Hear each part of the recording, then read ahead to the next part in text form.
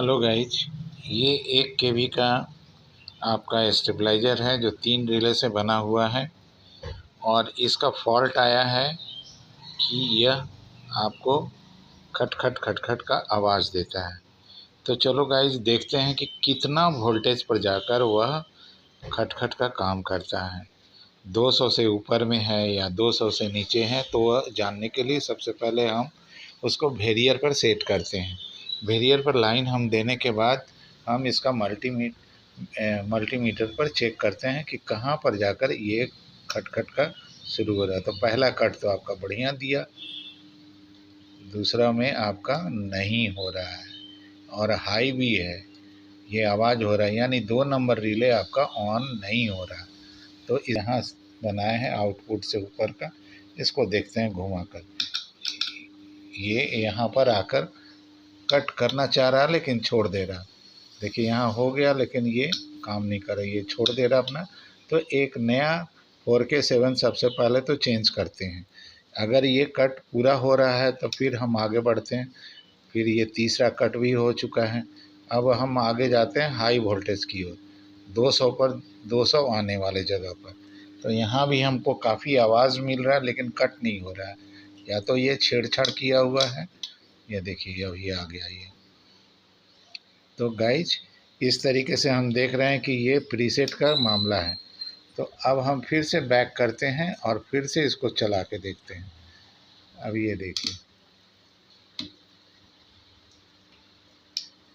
अरे सही है, ये भी सही है। अब ये कितना पर कितना हो रहा है ये देखना होगा। यहाँ पर खटखुट हो रहा है। यहाँ कितना वोल्टेज है, 200 है, यहाँ भी 200 है। ये देखिए 200, यहाँ भी 200। तो ठीक है, वो मल्टीमीटर मेरा। फिर से बैक करते हैं और फिर से इसको चला के देखते हैं। अब ये देखिए, अरे सही है, ये भी सही है। अब ये कितना पर कितना हो रहा है ये देखना होगा। यहाँ पर खटखुट हो रहा है। यहाँ कितना वोल्टेज है, 200 है, यहाँ भी 200 है। ये देखिए 200, यहाँ भी 200। तो ठीक है, वो मल्टीमीटर मेरा ख़राब है। अच्छा ठीक है, इस जगह पर सबसे पहले इसका 4K7 को चेंज करना है, तब जाके कुछ करना है। ये आपको बताना चाहता हूँ कि सबसे पहले जब आपको पता चल गया खटखट वाली बीमारी आ रही है, तो सबसे पहले आपको रिले का पहला नंबर को ऑन कराना है।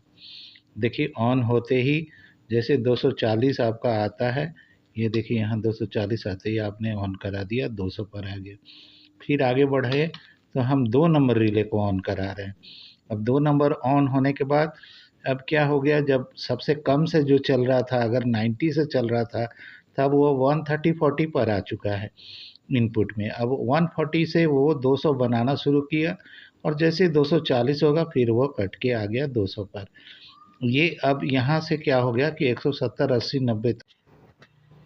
गाइज इसका सेटिंग करने के लिए हमने क्या क्या काम किया। जब ये खटखट कर रहा था तो सबसे पहले मैंने आउटपुट रिले, जो 3 नंबर रिले जिसको हम बताया करते हैं, उसको हमको देखना है कि वो समय पर काटता है कि नहीं और छोड़ता भी है कि नहीं। तो ये जैसे ये पूरा हो जाता है तो हम रिले नंबर 2 जो इनपुट के NC से वह उसका पोल में गया, जहाँ से 2 लूप है जो 90 और 130 से बनाने के लिए ट्रांसफार्मर में लगा है, उससे अब इसको ऑन करा देते हैं। अब इस जगह वो 130 इनपुट से आगे बढ़ाना शुरू करता है और जैसे ही उसको 230-40 आता है वो फिर से कट के अपने जगह पर आ जाता है 200 के पास में।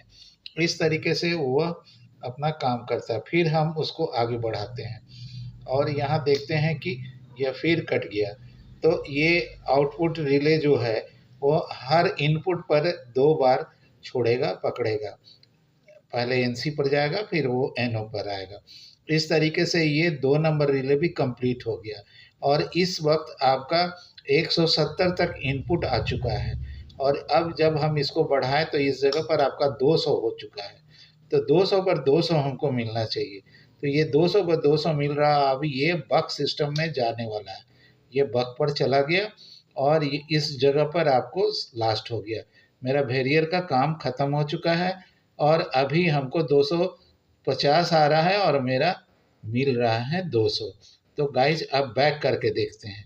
बैक भी बहुत आसानी से हो रहा है। फिर हम इधर से बैक करते हैं। ये देखिए ये फिर अपना बहुत बढ़िया छोड़ा। इस तरीके से हम देखते हैं कि ये अब बन चुका है। तो गाइज जब भी खटखट की बीमारी आती है तो सबसे पहले हमको बाकी किसी को नहीं देखना है, सबसे पहले आउटपुट रिले को पकड़ना और छोड़ना करना है। और जब वो उसका काम 3 नंबर का कंप्लीट हो जाए तो 2 नंबर को आपको ऑन कराना है। इसलिए हर एक प्रीसेट को 0-0 करके और तब उसको काम हम बढ़ाते हैं। तो इस तरीके से हम इसको सेटिंग करते हैं। अब देखिए जैसे 2 नंबर आराम से कट रहा, 230 आते ही तो फिर से हम उसको बढ़ाते हैं। फिर देखिए ये कट गया। ये इस तरीके से आउटपुट का भी काम हो रहा और हर जगह ये लास्ट हो गया। ये अब हाई कट में हम आ चुके हैं। तो गाइज मेरा वीडियो अगर अच्छा लगे तो लाइक करना और सब्सक्राइब भी करना। तो ध्यान में यही रखना है कि जब भी खटखट वाली बीमारी आती है तो सबसे पहले वहाँ पर जो मेन कंडेंसर लगा है, जहाँ 15015 का सेंसिंग वाला आप ड्राइव से बनाने वाले किट का इस्तेमाल किए हैं, तो उसमें देखिएगा 1040 का एक कंडेंसर है और एक आपका 220 40 का होगा या 470 40 का। तो दोनों को आप 1000 का कर दीजिए और इसके बाद क्या होगा, खटखट कम हो जाएगा, डीसी फिल्टर अच्छा बनेगा और डीसी फिल्टर अच्छा बनने से आपका काम आसानी से करने लगेगा। और इसके बाद आपको अगर प्रीसेट बहुत गंदा ढंग से काम कर रहा है तो प्रीसेट को आप चेंज कर दीजिए। तीनों प्रीसेट हो सके तो चेंज कर दिए, इस तरीके से बन जाएगा। आप यहाँ गाइस देखिए हमने प्रीसेट चेंज किया है और चेंज करने के बाद ही हो गया है। हमने 2 ही प्रीसेट चेंज किया है, एक प्रीसेट आपको पुराना ही दिख रहा है, लेकिन ये काम यहाँ से बन चुका है। तो गाइस मेरा वीडियो अगर अच्छा लगे तो लाइक करना, सब्सक्राइब करना। बहुत मेहनत से बनाते हैं हम लोग, इस चीज़ को फॉल्ट फाइंडिंग करते हैं और सही करते हैं। तो इसलिए मेरे मेहनत पर ध्यान रखते हुए मेरा चैनल को ज़रूर सब्सक्राइब करना। धन्यवाद।